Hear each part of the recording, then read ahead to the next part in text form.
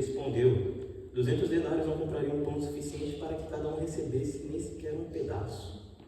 Outro discípulo, André, irmão de Simão Pedro, tomou a palavra: aqui está um rapaz, com 5 pães de cevada e 2 peixinhos. Mas o que é isso para tanta gente? Jesus disse: mandem o povo se sentar. E ali havia muita grama, e todos se sentaram. Eram cerca de 5.000 homens. Então Jesus tomou os pães, deu graças e os repartiu entre os que estavam assentados, tanto quanto queriam, e o mesmo fez com os peixes. Depois que todos receberam e comeram o suficiente, eles ajuntaram cerca de 12 cestos, porque o Senhor ordenou que nada fosse desperdiçado. E depois de ver os sinais milagrosos que Jesus tinha realizado, o povo começou a dizer: sem dúvidas, este é o profeta que devia vir ao mundo. Vamos analisar um pouco o que estava acontecendo ali. O milagre da multiplicação dos pães acontece no momento onde o ministério de Jesus estava crescendo. Deixa eu sair de perto aqui, calma aí. Onde o ministério de Jesus estava crescendo por toda a Galileia. Como ele já vinha fazendo inúmeros milagres, curas, estava todo mundo querendo seguir. Ele estava olhando, ele passava na rua e falava: esse carpinteiro aí curou meu irmão ontem, acho que eu vou atrás dele. E aí ele começou a ficar grande, começou a ficar famoso ali. E aí João mostra para nós, ele descreve ali, que as pessoas começaram a seguir ele por causa disso. Mas ele deixa claro que o seguiam por causa dos milagres, não porque eles ainda conheciam realmente quem Jesus era. E ele deixa também marcado que estava próximo à festa da Páscoa. O que é muito importante, porque relembra o momento em que Israel foi liberto e que o Senhor os proveu e trouxe o maná. E é muito interessante esse texto, porque alguns versículos depois, no versículo 35, Jesus declara que Ele é o pão da vida e que Ele é a suficiência para nós. Então Jesus, que estava do outro lado do mar, já estava pregando, atravessou o mar da Galileia, parou do lado de Tiberiades. Você imagina, eu trouxe um dado aqui com o irmão Tiago, cara, que é fenomenal. Você imagina que aquele mar, que era um lago, tinha aproximadamente 21 quilômetros de comprimento, 13 quilômetros de largura e 210 metros que ele estava abaixo do nível do mar. O cara era tão da hora que eles atravessaram isso tudo também só para poder ver ele. Ele é sem dúvidas fenomenal. E aí Jesus, sentado ali no monte, analisou essa grande multidão. E mesmo que eu creio que ele atravessou e devia estar buscando descanso, porque ele estava passando com os discípulos um momento intenso nas suas missões.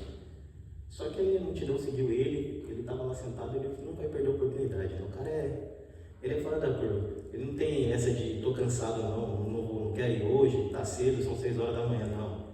Ele vai olhar e vai falar: eu vou fazer. E aí, você pode ler tudo isso, ouvir tudo isso e pensar: cara, de onde você tirou esse versículo aí? Que eu já ouvi ele bastante, mas parece muito genérico, né? E se eu te falar de onde que ele veio, vai ser engraçado, na verdade, talvez. Eu estava na minha casa, sentadão, assistindo um jogão da NBA, Milwaukee Bucks, meu time do coração.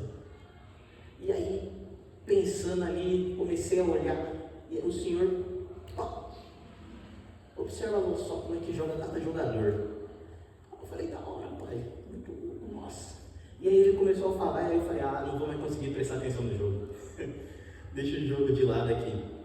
E aí ele foi mostrando o posicionamento dos alas, do pivô, do ala armador, do ala pivô. E aí eu falei: caramba, Jesus, que legal. E aí eu fui escrevendo: mas talvez você não entenda de basquete, tá tudo bem. Então eu vou te apresentar um pouco aqui. O irmão Carmão acabou de confirmar para mim. Existem 5 posições no basquete. O ala, que é o jogador mais versátil da equipe. Ele fica tanto no ataque quanto na defesa. Ele vai e vem.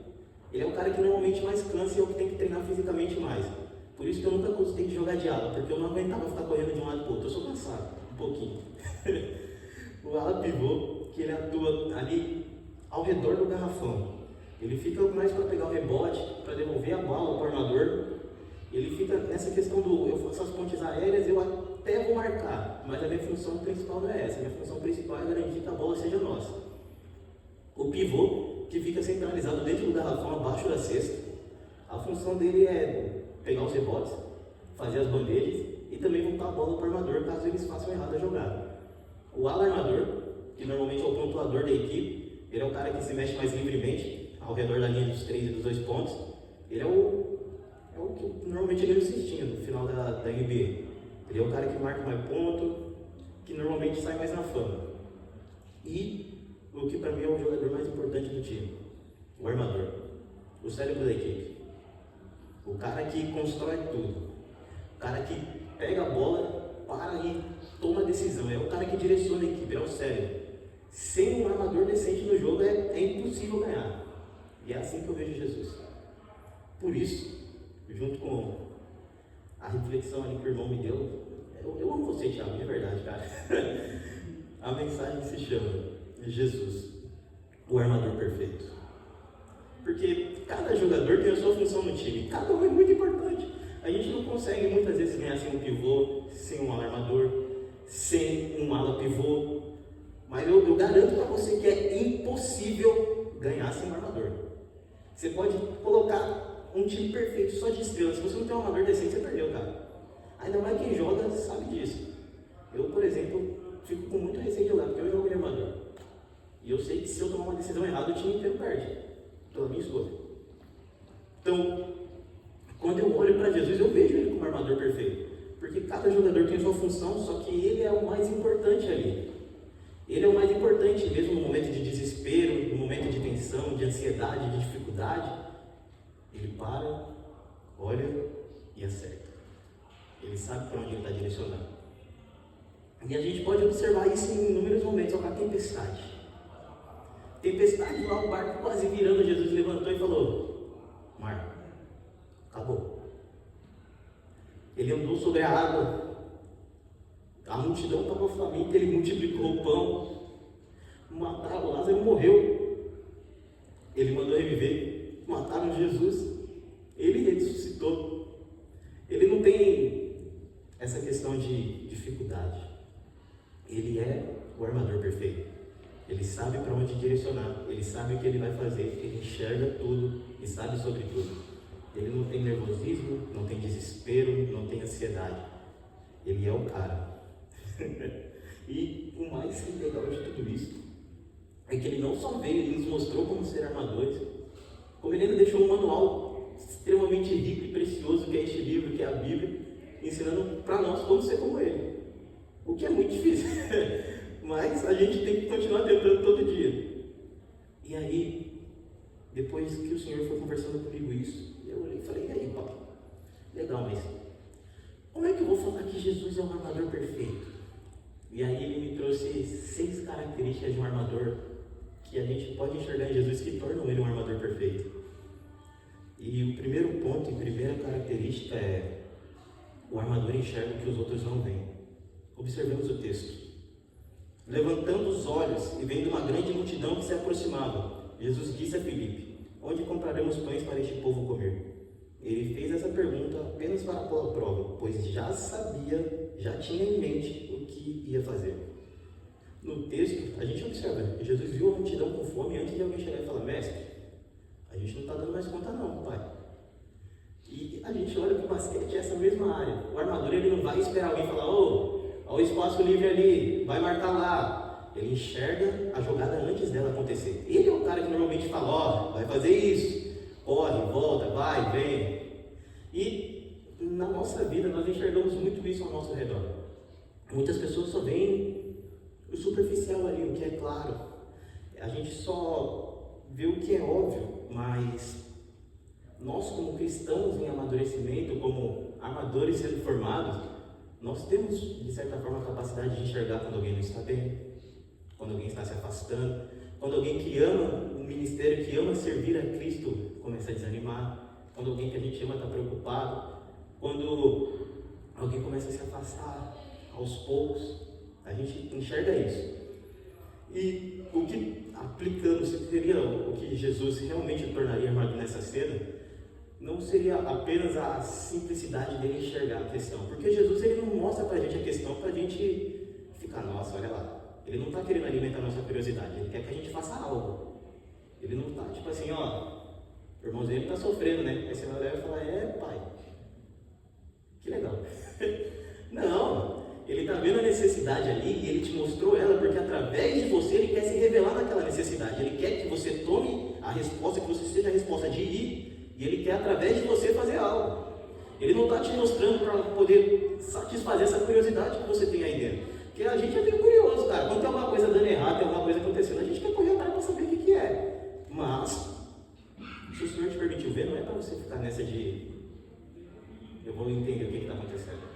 Ele está querendo que você leve Ele lá. Que você revele Ele. Que você não chegue como quem é um curioso. Que você chegue como quem quer revelar a Cristo. E aí, analisando tudo isso, eu falei, tá, Pai. Na verdade, essa mensagem que eu trago para vocês é mais para é 100% para mim. Porque eu olhei e falei, tá, Pai, mas e se eu não tiver com vergonha na hora? Porque por muitas vezes eu já tive vergonha. Eu já comentei com todos os meus amigos, várias vezes, de uma situação muito... Para mim ainda me dói muito não ter feito nada, mas é muito boa porque eu aprendi. Eu estava dentro da minha sala de aula, cara, e o cara, 2 carteiras para frente precisando de oração. Eu sabia que ele precisava, porque o Senhor me mandou ir, e eu não fui. E um amigo meu, que eu sei que é cristão, que eu acompanho toda a caminhada dele, ele estudava comigo lá, ele era lá do 3º ano, é a última sala da escola. Ele veio de lá até a minha sala e orou pelo cara na minha frente, olhou para mim e falou, irmão, você não está vendo ele precisando de ajuda? Aquilo mexeu comigo, porque eu fiquei focado no problema.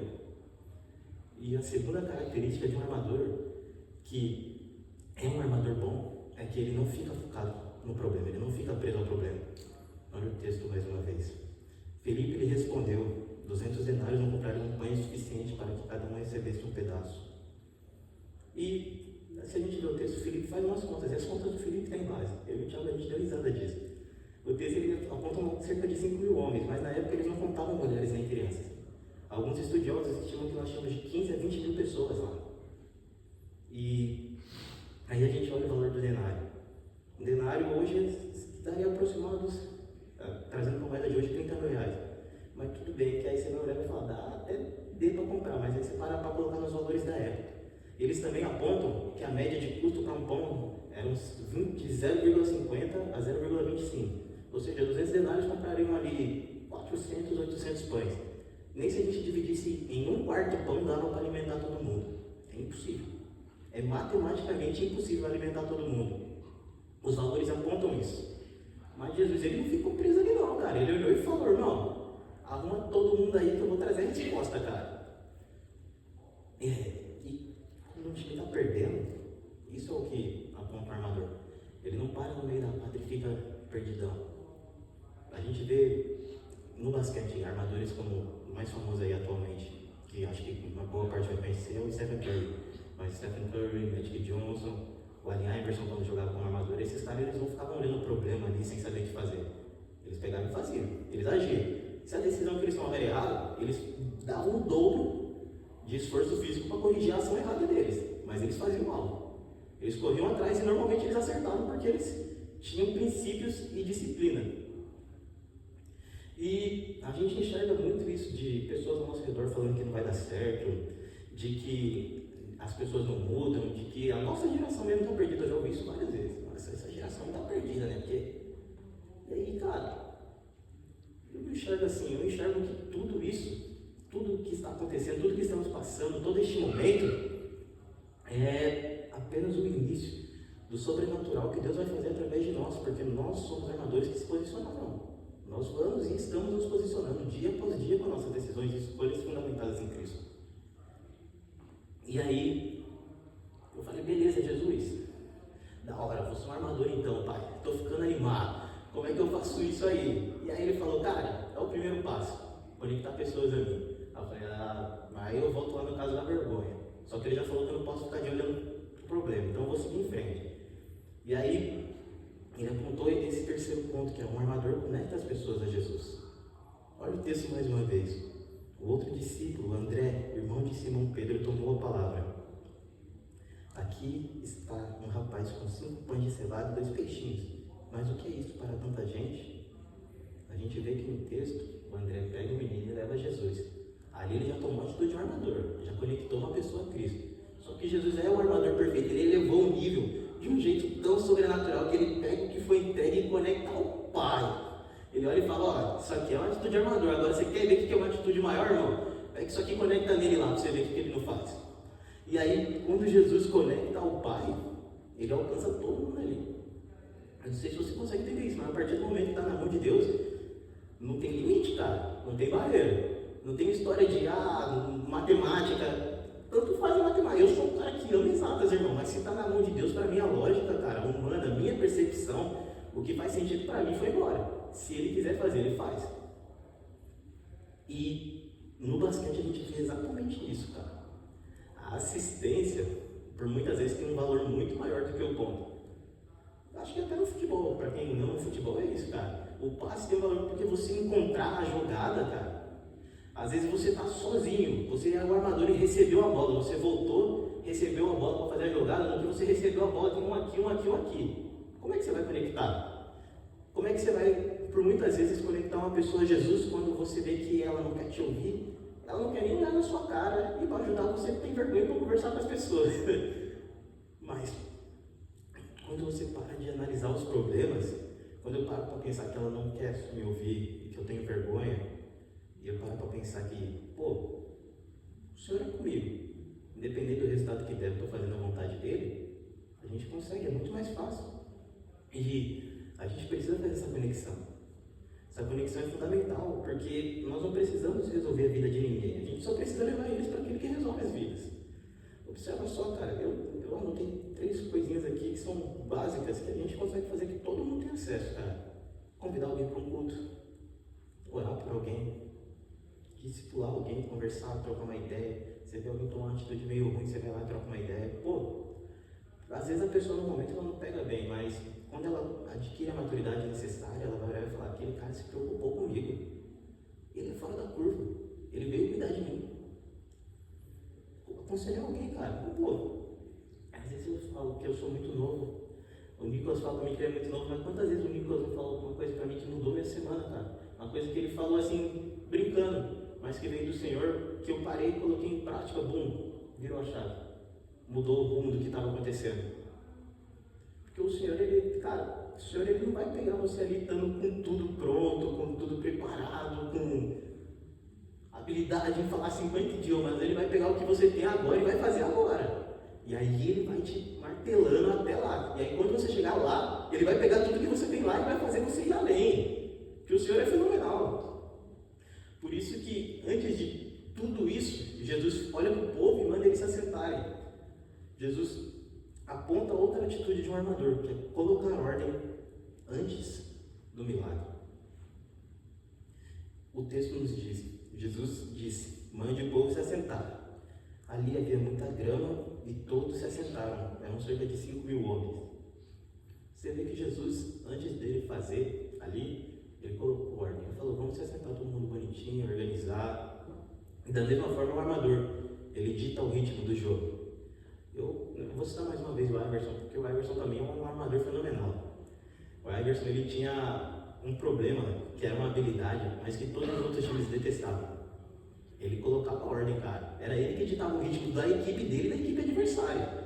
O cara era tão bom naquilo que ele fazia que ele conseguia desacelerar o time adversário ou acelerar, colocar pressão ou reduzir a pressão. E na vida, a gente vê que muita gente espera por essa multiplicação, por essas bênçãos, por tudo isso, mas vive em desordem, sabe? Quer um ministério forte, mas não ora. Quer intimidade com Deus, mas não lê a Bíblia.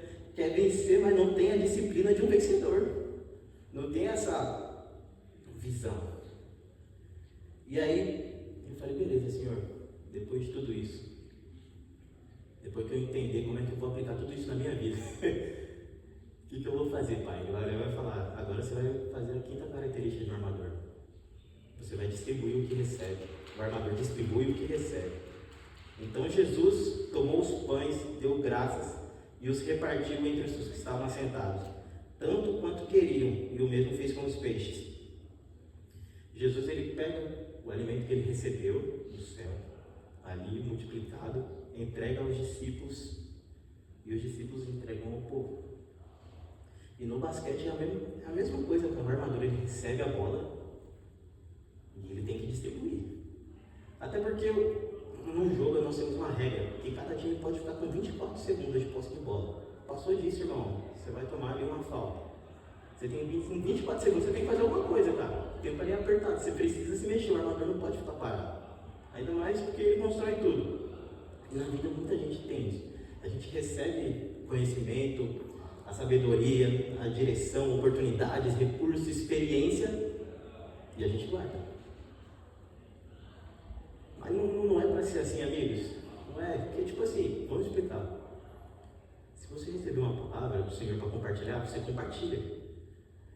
Porque você vai falar, tem vergonha, vou olhar para você de novo e vou falar, cara, eu tive a infelicidade de olhar e falar, Senhor, eu tenho vergonha e eu quebrei a cara. Eu amo todos vocês aqui e eu não gostaria de coração que vocês tivessem que passar pela sensação de deitar para dormir pensando, eu não fiz. Porque é muito ruim, cara. É muito ruim, é frustrante. Porque se você aprendeu algo, você precisa ensinar. Se o Senhor te entregou algo para entregar, você precisa entregar. Entende que tudo isso, todo o reino cresce através desses momentos de comunhão. Todo o reino de Deus cresce através desses momentos de comunhão. Porque a partir do momento que você, agora trazendo para um termo de basquete, mas aplicando a espiritualidade, você recebe a bola daqui, a bola veio do céu e caiu aqui, você tem 24 segundos para fazer alguma coisa. O que você vai fazer? Você vai ficar parado e deixar o seu time tomar uma falta? A pessoa estava esperando aquela mensagem ali para poder vencer, poder estourar, falar, ô Jesus, o Senhor trouxe a virada de chave. Só que você segurou a bola. Ela passou mais um dia sofrendo, lutando, chorando, porque você não tomou a postura de passar a bola, de perguntar ao Senhor e falar, e aí? Eu sou o seu armador, o Senhor trabalha através de mim, para onde vai? Porque, meu Deus, Pai, como é que isso toca em mim, Jesus? Eu me perguntei o porquê. Por que de tudo isso, Pai? Eu sei que o porquê é o Senhor, mas como é que eu faço para ser um armador do Senhor, Pai? Por que o Senhor está falando isso comigo? E aí, ele trouxe uma sexta característica, que é fenomenal também, que me lembra que o armador entende que o centro não é ele. Depois de ver o sinal milagroso que Jesus tinha realizado, o povo começou a dizer, sem dúvidas, este é o profeta que devia vir ao mundo. No texto, depois do milagre, ninguém pega e exalta os discípulos. Uau, vocês são incríveis. Eles também não se exaltam, nem o menino, nem o alimento. Eles voltam os olhos para Cristo. Nós entendemos que Ele é o armador perfeito, que Ele se manifesta através de nós, porque nossa missão é revelar Ele. Esse é o nosso papel, é levar Cristo até os confins. E no basquete, o melhor armador é esse. Não é o cara que pega e quer ser o melhor. Essa é a falha do Allen Iverson. É por isso que eu falo, ele é um jogador fenomenal, mas ele falhou ali. Ao invés dele querer alavancar os Sixers, deixar o Sixers gigante e construir o nome dele ali, sendo só a sombra, mas fazendo parte, ele quis que os Sixers carregassem ele até a fama. E ele falhou. Ele perdeu porque ele queria ser maior do que aquilo que era a base. Da mesma forma que por muitas vezes a gente falha, quando a gente quer ser maior do que Deus. Porque aí você quer estourar, quer ser o cara.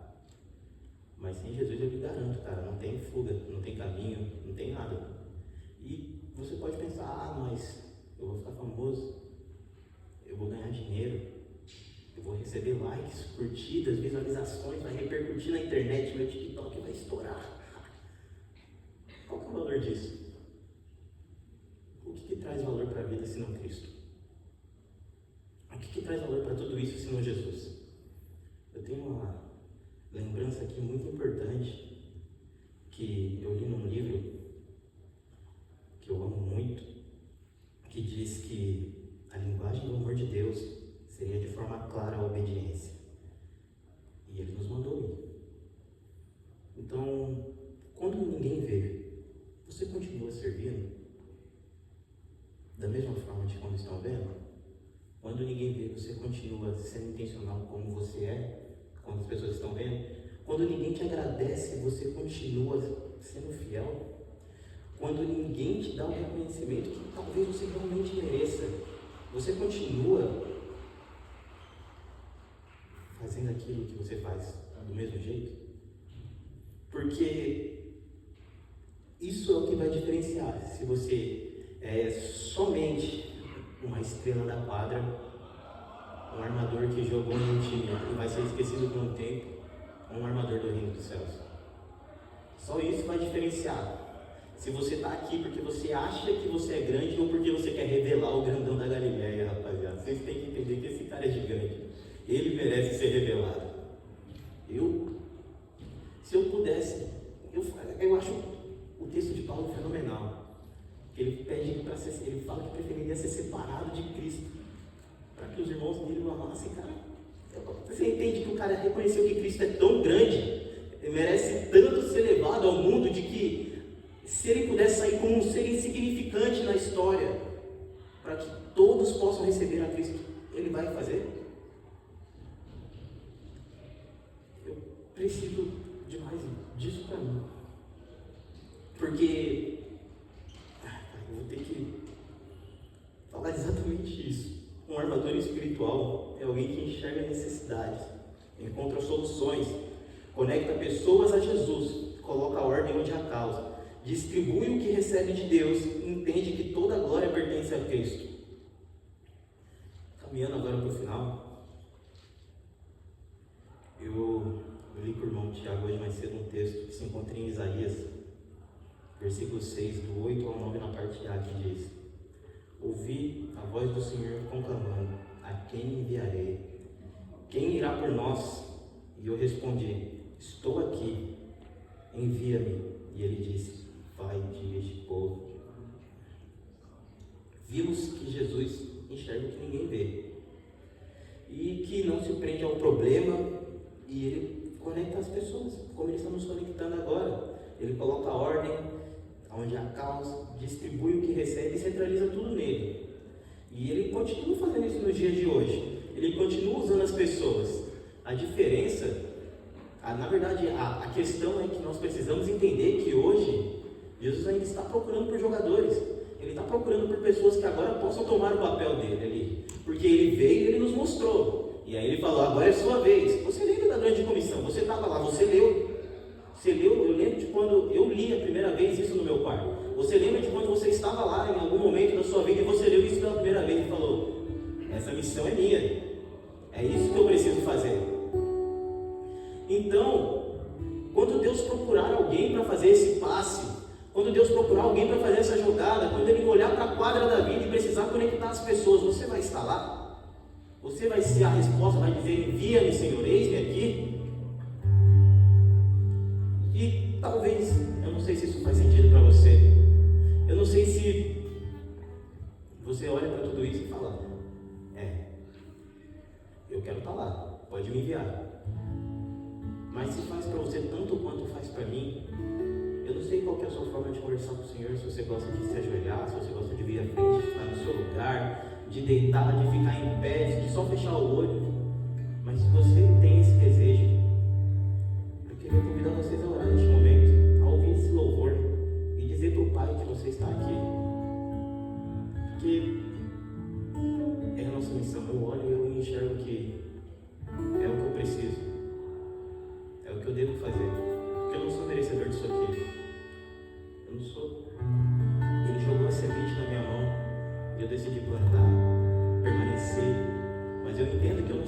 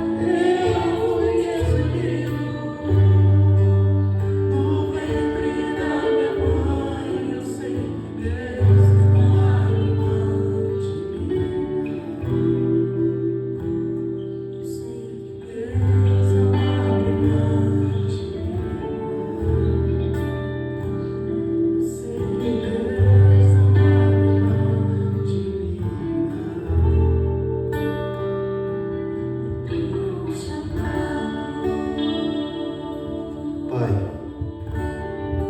Senhor, neste momento, Pai, nesta noite, nós aqui, Pai, estamos posicionados e queremos responder com sim, Senhor. Nós enxergamos a necessidade, Pai, admiramos o Teu exemplo, Senhor, e queremos trazer essa resposta, Pai. Entendemos, Senhor, de que o Senhor nos entrega e é necessário que seja levado, de que tudo aquilo que foi derramado sobre nós não veio para morrer em nós, Pai, mas para transbordar sobre todo mundo, Pai. De que tudo aquilo que o Senhor veio nos entregando, Pai, é para que o Seu reino seja engrandecido, Pai, é para que o Seu nome seja glorificado, Senhor. Então, Pai, neste momento, eu junto com os meus irmãos, Pai, te peço, venha sobre nós, Senhor. Envia-nos, Senhor, e usa-nos, Pai, cada dia mais, cada vez mais, Pai, para que sejamos cada dia mais apaixonados, Pai, cada vez mais profundos e afundados na Tua presença, Senhor. E, Senhor Jesus, Pai, pedimos que o Senhor caminhe conosco dia após dia, Pai, minuto após minuto, Pai, semana após semana, Pai, para que, Pai, através de nós,